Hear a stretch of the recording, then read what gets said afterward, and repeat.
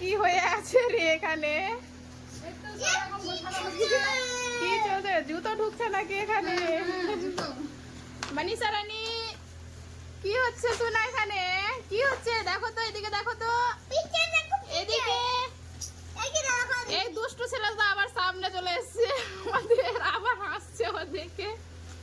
মানিষা, এই মেয়েটা খুব শান্ত, খুব সুন্দর খেলাধুলা করে। ঘরের অবস্থা কি হয়ে আছে এখানে? ফাইনাল লুকটা তোমরা দেখতে পাবে একটু পরে। এখন শুধু গোছাগুছি হচ্ছে। ফাইনালি এখানে আমাদের রুম কমপ্লিট গোছানো।